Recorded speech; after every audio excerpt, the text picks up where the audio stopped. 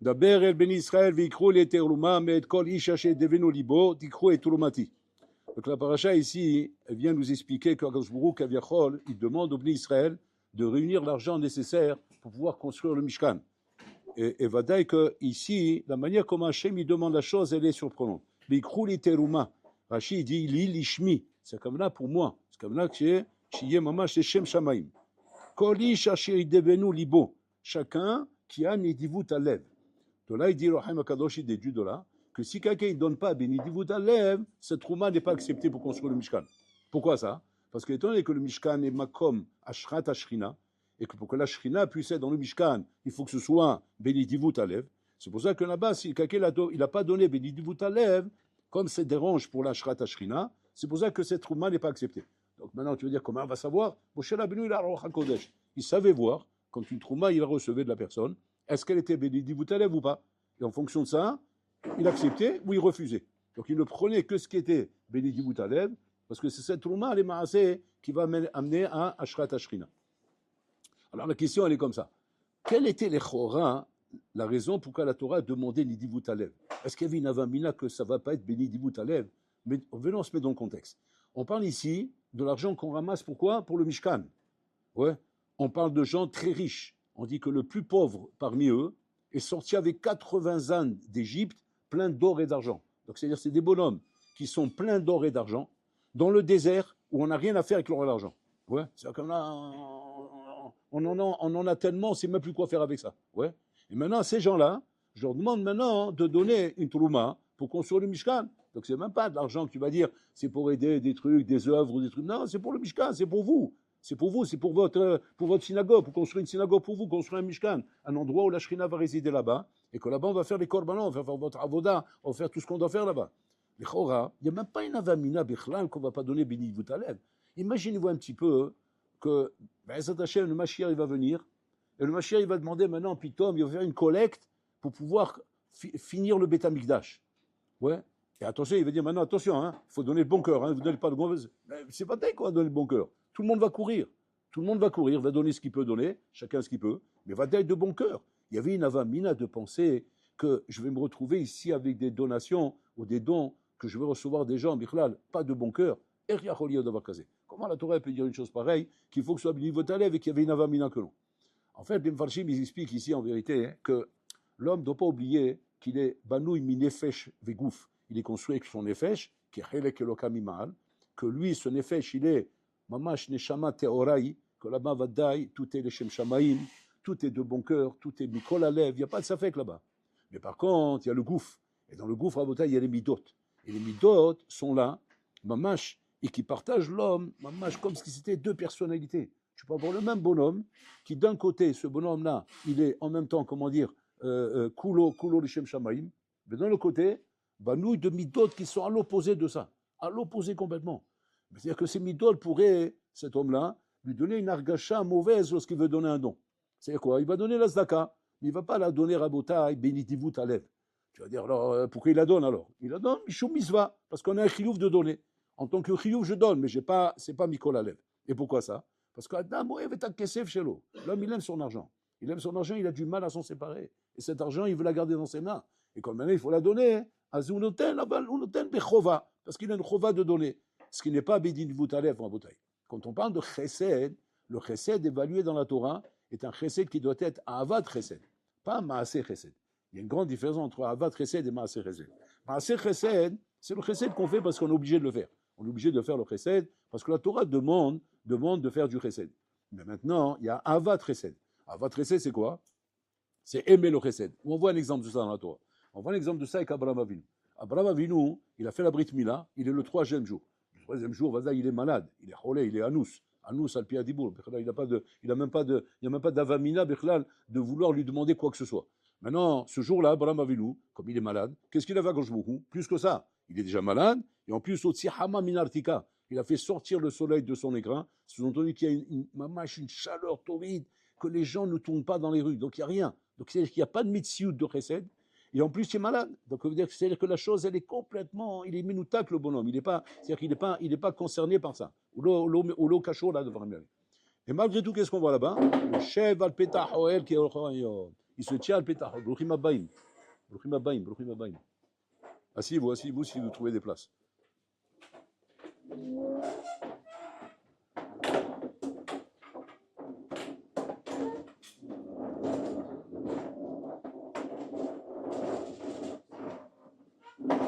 Bruchim Abaim.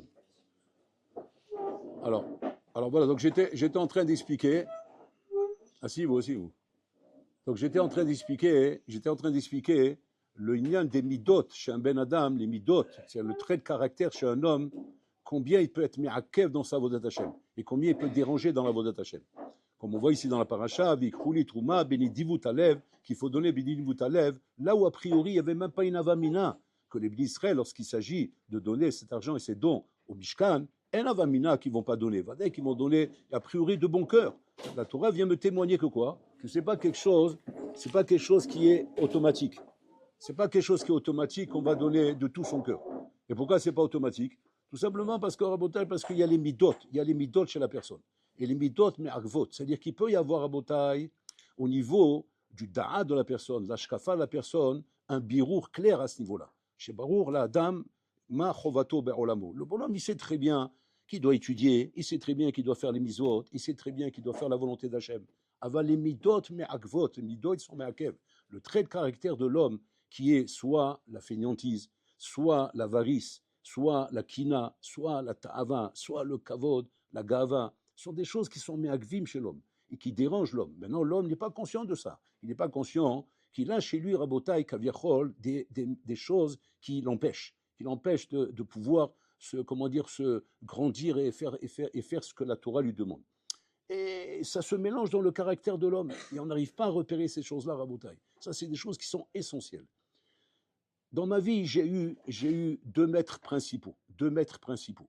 Un d'eux, c'est Rav Hakin Zatzal, qui était mon maître, de qui j'ai appris pratiquement toute ma Torah.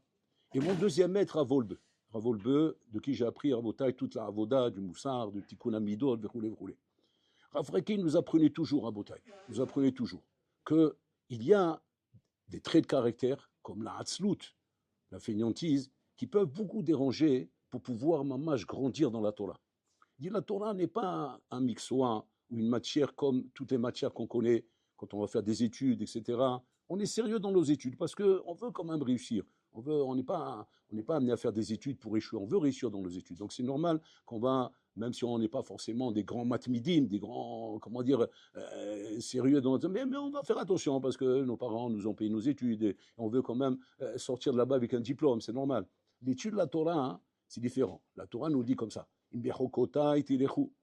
La Rashi dit là-bas sur place, maintenant, quand on lit ce Rashi là-bas, on a l'impression que Rashi vient dire qu'il y a un chiyuv supplémentaire dans l'étude de la Torah, qu'à part l'étude de la Torah, il faut du hamad dans la Torah. Rav Hakin Zatzal, il expliquait comme ça. Il expliquait non, c'est pas quelque chose de supplémentaire. C'est que tout le limud Torah doit être be'amal. Il faut que ce soit be'amal. C'est-à-dire qu'un homme qui n'étudie pas la Torah, be'amal lo yotze dechovat limud Torah. Il n'est pas yotze dechovat limud Torah. C'est tu peux étudier la Torah d'une manière détendue et tu comprends. Tu comprends ce qu'il dit Tosot, tu comprends ce qu'il dit la Gemara, tu comprends les Rishonim. C'est-à-dire, aval talo amel batorah. C'est quoi la amol batorah? La amol batorah, c'est pas chaud, c'est prendre la Sugia et approfondir et comprendre dans tous les détails ce qui est écrit dans la Sugia depuis la Gemara, les Rishonim, Rashi, Tosfot et les Rishonim, bien comprendre à fond ce qui est marqué là-bas. Et là-bas, ça demande beaucoup d'amal, beaucoup d'approfondissement pour être sûr qu'on est arrivé au profond de ce qui est marqué dans la Sugia et pas simplement se contenter d'une approche superficielle des choses. Et ça, je me rappelle ces paroles, une fois dans un chiour, parce que j'étais dans son chiour aussi. Et dans ce chiour, il avait dit comme ça, il avait dit, sachez une chose, que l'amol batora, ça a béyoter caché, mais la avod, que de travailler un travail forcé, des travaux forcés à Botaï, sous un soleil ardent, comme il avait été, parce qu'il faut savoir qu'il était prisonnier militaire, et donc il faisait des travaux forcés là-bas. Et là-bas, il dit, on travaillait sous le soleil, on devait lever pour faire les chemins de fer, pour faire des trucs comme ça, et c'était très, très, très dur. Et il dit, croyez-moi, Rabotai, que le travail que j'ai connu là-bas, il est beaucoup plus facile que le hamal qu'on a dans la Torah, que le hamal qui exige la Torah, Rabotai. Arbe yoterkal. Donc, c'est-à-dire que dans la Torah, il y a une première difficulté, qui est le hamal dans la Torah. Ça, c'est la première qu'on rencontre à Botaï. Dans notre yeshiva ici, bon, je vais un petit peu parler de l'yeshiva quand même. Ouais. Dans notre yeshiva ici à Botaï, on met beaucoup l'accent sur le Hamal. Le Hamal de la Torah, bon, les anciens élèves qui sont là peuvent raconter comment on met l'accent sur ça, un d'être, comment dire, s'investir à fond dans les sugotes, approfondir et ne pas se contenter simplement d'une approche superficielle des choses. Quand les étudiants ils arrivent ici, Rabotai, ils arrivent après le bac, ils font un an, Bezrat Hashem, s'ils arrivent à, comment dire, à trouver pitom du réchec dans la Torah, alors il reste un petit peu plus. Mais en tout cas, il faut que cette année soit faite à fond. C'est-à-dire que, pour deux raisons. D'abord, par honnêteté vis-à-vis des parents. Les parents sont envoyés ici quand même après le bac. C'est pas pour chauffer les bancs. Donc il faut que ce soit vraiment à fond. Et deuxièmement, comme on vient d'expliquer, Rabotai, que l'imoud de la Torah ne commence qu'à partir du moment où c'est du Hamal, qu'il y a du Hamal dans la Torah, et que là seulement tu vas trouver le goût dans la Torah. La Torah, Rabotai, si jamais un homme n'étudie pas Be'amal, Rabotai, cette Torah, Alenu, Rabotai, ne donne pas de goût à la personne. Au contraire, elle épuise, elle le fatigue. C'est pas plaisant, c'est pas un kiff, Rabotai, d'étudier la Torah si on n'étudie pas Be'amal. Donc ça, c'est la première chose. La deuxième chose, c'est ce qu'on voit ici dans la paracha, c'est le lien des midot, Rabotai, le travail des midot. Le travail des midot, c'est quelque chose qui est essentiel, Rabotai, dans l'évolution dans la Torah. C'est pas quelque chose qui relève de la chassidoute, ou qui relèvent de choses, Rabotai, qui sont des humrot ou des idurim. Ça fait partie, Rabotai, du travail essentiel sur lequel un homme doit travailler, c'est-à-dire travailler ses midot. Moi, je me rappelle, Rafakin, il avait comme ça un moment des anagotes très spéciaux, très spéciales, au niveau du travail de l'Anslout, sur la fainéantise en bataille. Alors qu'on se dit, un grand homme comme Rafakin, ma Atzlut, quelle Atzlut il y a là-bas, il dit non, l'Atzlut, elle nous touche à tout, et moi aussi, je peux être touché par l'Atzlut, donc il faut faire très attention de travailler sur soi dans ces choses-là, Rabotai, et de se rendre compte si très souvent, par exemple, quand je vais négliger d'être plus investi dans mon limoud, ou négliger de ne pas me lever le matin comme il faut à l'heure pour être arrivé au Pétamidrash, comme c'est marqué là-bas, mamash, que la kima du matin doit être mamash, comment dire, comme un harrier, comme un lion, du bord carrière, Rabotai. Tout ça à cause de quoi? Tout ça à cause de l'Atzlut, Rabotai, à cause de la fainéantise. Donc on voit ici, mamash, qu'on a un travail à faire, Rabotai, et ça, c'est ce qu'on peut acquérir quand on vient à la yeshiva. Quand on est zoché de venir à la yeshiva, après le bac, Rabotai, cette année de yeshiva, hein, elle te permet de comprendre les obligations basiques qu'un Yehudi doit avoir dans sa vie. Et qu'après, il y en a qu'un ami qui a compris ces obligations, même si après, il va partir de la yeshiva, il va faire des études, il va travailler. Mais chez lui, ça ne sera pas chou, Rabotai. Quand la place que la Torah doit avoir dans sa vie est une place primordiale. Primordiale, avant tout, Rabotai. Dès qu'on doit travailler, dès qu'on doit avoir une parnassa, c'est normal, c'est tout à fait normal, parce que il mène Kemar une Torah. Seulement, il faut comprendre que quoi? Que l'étude de la Torah est la place principale, la place essentielle. Il faut absolument avoir un botaï, comment dire, une habitude, prendre l'habitude d'être kové avec la Torah, d'avoir donné une chashivut à la Torah. Alors, tu vas avoir ceux qui vont, par exemple, connaître à travers les shiva, pitom, comment dire, un cheshek miyuchad, bilimut Torah, shinasa libam, qui vont s'élever dans la Torah et qui vont vouloir continuer à rester dans le limut Torah, devenir des avrechim peut-être par la suite, vous voulez. Mais tout ça, ça doit être le choix du Bahou. C'est le Bahou qui fait son choix à Rabotai. Il n'y a pas de, comment dire, de conditionnement ou de travail fait sur la personne pour le pousser à être ça ou ça. Chacun, mamash, les filles d'Arko, maché tovlo, ce qui est bien pour lui, Rabotai. Ce qui est bien pour lui, il doit faire. Et si le Bola il c'est bien pour lui de reprendre ses études et d'être un homme qui va travailler et étudier, c'est comme Tov. Seulement quoi? Une chose est très importante, Rabotai, de savoir donner la place principale à la Torah, que la Torah n'est pas une place secondaire, qu'elle soit une place mamash essentielle. Et ça, Vadaï, combien de fois on l'a entendu de Rafakin, combien il faut y répéter Rabotai, aussi bien aux gens qui étaient mamash matmidim, des gens qui étudiaient toute la journée, et aussi bien aux gens qui étaient des balibatim, qui étaient kovéitim la Torah, de faire attention, mamash, le limoud soit mamash quelque chose qui soit écari dans la vie d'un homme, et que ce soit pas quelque chose mamash de, comment dire, de tafel dans la vie de l'homme. Pourquoi? Parce que sinon, maintenant, tu passes vite à côté. On est dans un olam sochev, un olam Rabotai qui est comme un tourbillon, c'est un tsunami de ce olam Rabotai, à tous les niveaux, tant au niveau du fléau de la technologie qu'il y a aujourd'hui Rabotai. Chez Mishmor, aujourd'hui, on parle beaucoup en ce moment du nouveau fléau qui est en train de sortir Rabotai, la Bina Melchoutit. Comment on appelle ça en français? Hein, c'est un fléau de Nora Ve'ayom. C'est la télévision, quand elle est sortie, moi j'étais au début de la télévision, il n'y avait pas encore les écrans, mais mes cochis on voyait la grisaille, je sais que tu vois apparaître un truc là-bas, un ciment qui te dit, ça va commencer, c'est en noir et blanc, hein, et puis tant que tu vois une information, voilà, c'était ça la télévision. Après ça s'est développé, ils ont mis des chaînes et des trucs, et c'était un Orban, mais c'était un petit Orban. Quand l'ordinateur est arrivé, Rav Shar il est sorti, Rabotai il a dit, ça y est, la fin du monde a commencé.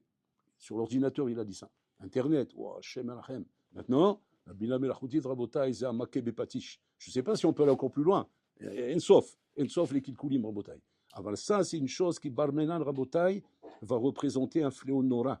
Un fléau nora où là, le birour va se faire. Seulement un homme qui aura un Ol Torah, qui aura un kécher avec la Torah Rabotai, adouk, c'est-à-dire sérieux et chazak, pourra faire face Rabotai à un fléau pareil.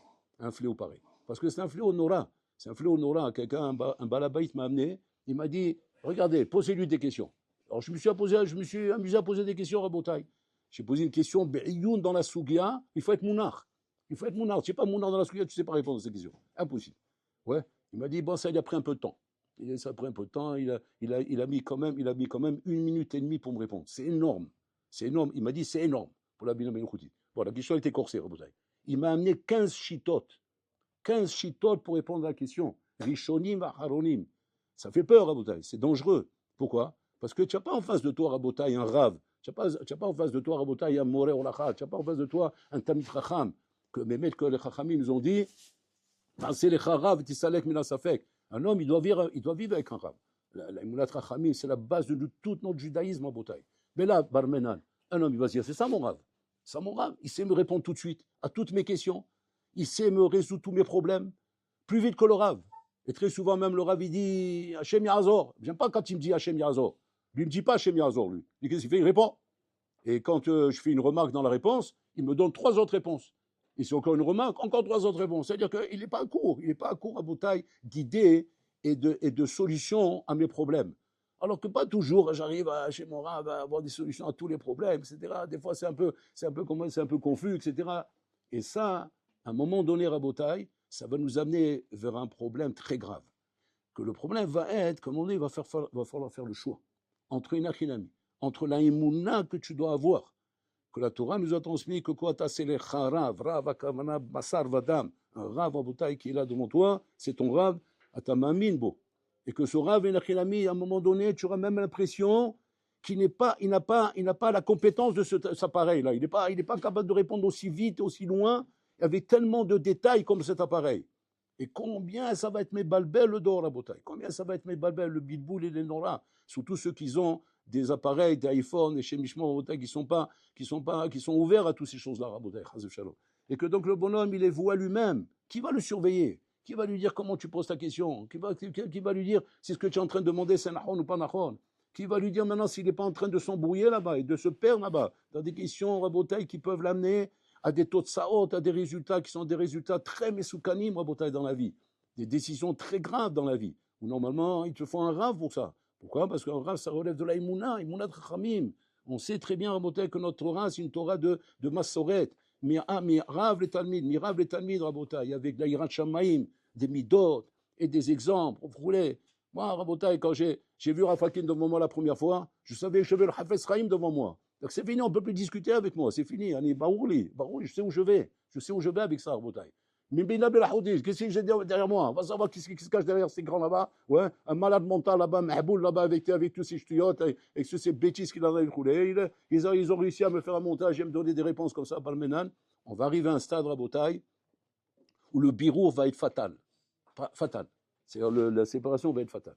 Tu vas voir les gens, Rabotai, qui ont compris, Rabotai, que le Derech HaTorah doit être un Derech Rabotai clair de Yirat Shamayim et de Emouna, où tu n'auras pas un achinami l'équivalent de ce qu'on va te donner là-bas. Parce que là-bas, c'est des choses sur le terrain, ça ne relève pas de la Emouna là-bas, ça relève de Totsaot que tu vois sur le terrain, Rabotai. Et là, tu vas voir Mamash Pitom, le piloug, c'est la séparation Hatsuma qu'il y aura ici, et combien il faudra faire attention, Rabotai. Donc, faire très attention.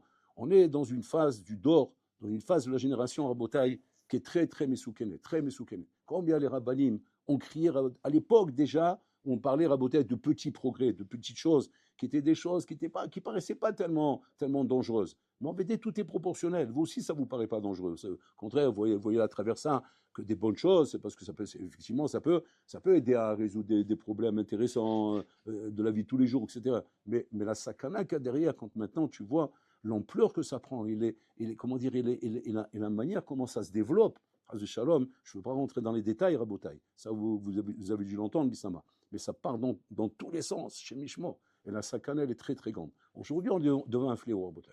Un homme qui ne vient pas à la yeshiva, comme ça, il dit Rafakim.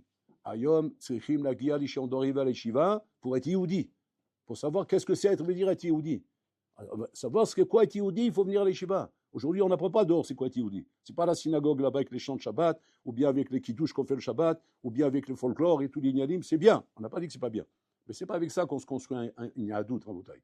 La yadout se construit à travers un an de yeshiva au moins, où un bon homme, Rabotai, Pachout, a entendu des discours de Da'at Torah, des discours de Midot, d'Irat Shamayim, de Emouna, des vrais discours qui sont basés sur Rabotai, sur les paroles de Chazal. Où là, pitom, tu t'es initié et tu t'es, kaviachol, rempli de ces choses-là, qui vont être à Edgar, qui vont être pour toi une protection face à ces fléaux qu'il y a dans la vie, Rabotai. Mais si tu n'as pas ces bagages, tu n'as pas ces armes, tu n'as pas tous ces kélim là pour te battre contre ces fléaux qu'il y aura dans la vie demain, comment tu vas te battre demain? Comment demain tu auras la force de respecter ta gviout et tim la Torah, de ce que tu t'es engagé, tu la Torah, quand tu seras devant des missionnaires de la vie? Des problèmes de la vie, Rabotai, les problèmes, ils sont là. Il y a des problèmes dans la vie, il y a des problèmes dans les couples, il y a des problèmes dans le chinois des enfants, il y a le problème dans l'assimilation, il y a plein de problèmes économiques, financiers, parnassa, inyanim, ça part dans tous les sens, Rabotai. Si le bonhomme, Rabotai, il a peint des kinyanim, c'est-à-dire des acquis, Rabotai, dans l'importance de ce qu'il donne à la Torah, quelle place il a donné à la Torah dans sa vie, mais il ne fait pas le poids, il va se faire éjecter en 2 secondes, Rabotai, en 2 secondes, ce olam éjecte, Rabotai. Et ça, c'est la chose essentielle, Rabotai, vous avez des très bons rabbanim qui sont là pour vous transmettre ces choses-là, mieux que moi, Rabotai, mieux que moi. Après, c'est le Khatan de Rafrakin, c'est de vrais niflaim, que on vous transmet des informations et des données, des hashkafot, niflaot, Rabotai, mais il faut absolument construire tout ça, Rabotai, c'est après le bac, venir un an à l'Yeshiva, dans l'Yeshiva que vous allez choisir, bien sûr, Rabotai, ouais, moi je vous conseille ici, mais en fait, faites ce que vous voulez, hein.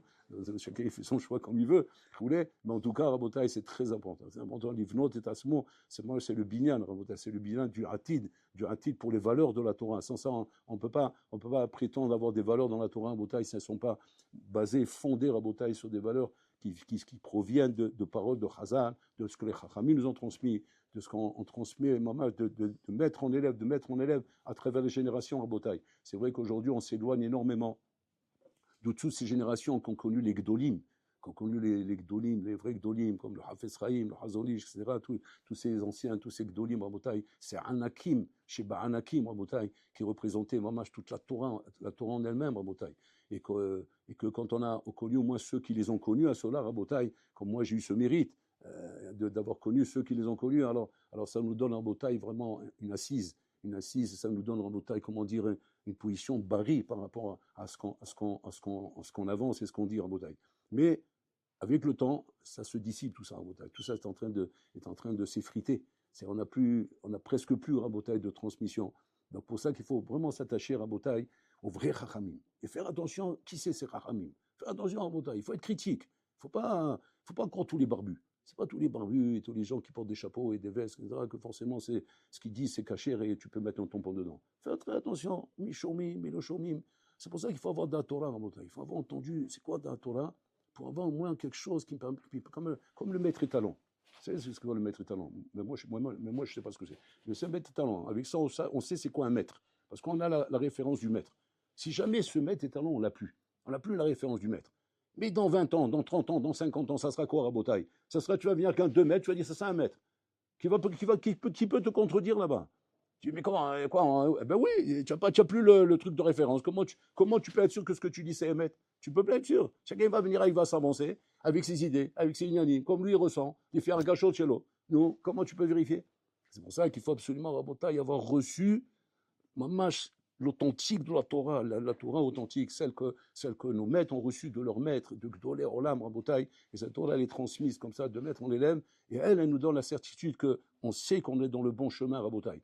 Un peu comme une boussole qui me montre le Safon, et là que je ne me trompe pas, je sais que le Safon, il est là-bas, on ne peut pas se tromper, Rabotai. C'est fiable. Et donc, à ce moment-là, je peux me fier à ça. Sinon, chez Mishmo, Rabotai. Le Olam est Missoukan, le Olam est dangereux, et rien que pour ça, Rabotai, il faut faire attention, où on met les pieds, qui on écoute, où on va, Rabotai. Ça c'est, comment il s'appelle, Rav Abramski, il avait dit comme ça, il avait ramené le navire, Rabotai, le navire qui dit que Nagia les Dorot Aharonim, on arrivera aux Dorot Aharonim, שעם ישראל יהיה צמא למים ורעב ללחם. Comme ça il dit. Et là-bas, ils expliquent, les מפרשים, ils expliquent là-bas, לא למים ולא ללחם, אלא לתורה. Il parle à Kavana que là-bas, il compare le lechem et le maïm à la Torah. Il dit, Tsameh la Torah, Tsameh la Torah. Comme ça, on arrivera au Dorot Acharonim avant Biat Mashiach. Les Chaora, si je vous pose la question et je vous demande, c'est une bonne névoie ça ou une mauvaise névoie? Vous allez tous me dire, c'est une bonne névoie. Alvaï, c'est ce qu'on arrive à ça, qu'on arrive à Mash à ce qu'on va être Tsameh la maïm et Raev la lechem. C'est Tsameh la Torah. Il dit là-bas, c'est une des mauvaises névoies. Et pourquoi cette névoie, elle est mauvaise?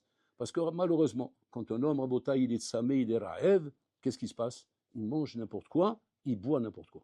Parce qu'il est Raev. Un homme, il a faim, il mange de tout, Rabotai. Regardez les Hatoufim, les pauvres. Qu'est-ce qu'on raconte sur eux? On leur donnait des pitotes pleins de moisis, des légumes abîmés, pourris. Et ils mangeaient, il n'y a pas le choix, Rabotai. Il raconte là-bas qu'ils buvaient de l'eau de mer pour pouvoir étancher sa soif. Comment tu peux étancher ta soif avec de l'eau de mer? Avoir du liquide qui rentre dans la gorge. Tellement qu'on a perdu l'habitude de boire du liquide. C'est des sipourim, Rabotai, mais on peut devenir fou, ces sipourim. C'est-à-dire quoi? C'est-à-dire qu'on va arriver à un dor, Rabotai, qu'on va être Samé et Raev de la Torah, mais Samé Raev, c'est dangereux d'être Samé Raev, parce que tu manges n'importe quoi, tu bois n'importe quoi. Mais oh, l'Isaër, il y a une utéro-route, il y a un réveil, Rabotai, un réveil atsoum à la Torah. On voit les gens revenir dans tous les sens, tout le monde se pose des questions, tout le monde se remet en question. Il y a une remise en question. Mais là, c'est bien, mais c'est dangereux. C'est bien, mais c'est dangereux. Pourquoi? C'est bien parce qu'il y a une route, c'est bien, mais c'est dangereux parce qu'on a soif, on a faim, on peut arriver à boire et manger n'importe quoi. Et ça, encore plus, Rabotai, encore plus faire attention où on va, qui on écoute, de qui on apprend. Parce que là, Barmenan, Rabotai, si la Torah qu'on introduit dans nos têtes et dans nos cœurs, quand on a faim et on a soif, ça y est, on introduit Rabotai, on la rentre en nous. On rentre en nous et les taux de Saot, après je vous dis pas Rabotai, bonjour les dégâts. Et après, chez Mishmor, ce qui peut se passer derrière. Donc, B'ezrat Hashem, voilà, je vous souhaite, Rabotai, à ce groupe merveilleux, à cet Shema Nifla, Rabotai, que vous ayez beaucoup d'Atzlacha, qu'Hashem adelechotrem be'etza nechona, qu'Hashem vous dirige vers le bon choix, maman, c'est votre avenir, Rabotai, c'est au-delà de votre avenir, c'est le carrefour de votre vie, où maman, ou après le bac, vous allez dans une shiva gdola, c'est-à-dire vous commencez votre vie, là, Rabotai, c'est le démarrage d'une vie. C'est-à-dire c'est le Even Apina, c'est la pierre fondamentale avec laquelle vous allez construire votre binyan, le binyan de votre vie, Rabotai. Donc il faut faire un choix, Rabotai, qui est un choix qui n'est pas pachout, il faut le faire bien. On vous conseille avec vos rabbanim, Baruch Hashem, et de savoir faire le bon choix. Be'ez Hashem, Kashim Yitenechem, Siyata Dishmaya, Bekol Mashtachlitu Amikinasu.